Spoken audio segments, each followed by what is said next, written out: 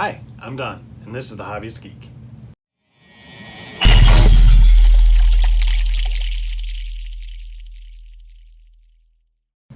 And today we are continuing our R2 build. We have issue 90 right here.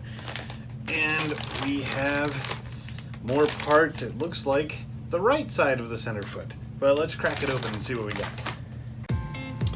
And here are the parts we get with this issue. We have the center foot right side, along with the same leg detail that we had for the left. And then this bumper bar, and down here is a little pivot rod.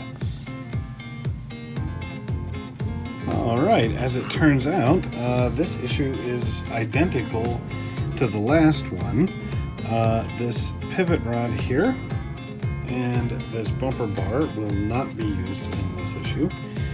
And the leg detail and foot side here are going to be assembled exactly the same way as in issue 89, so I'm just going to speed up the process a bit.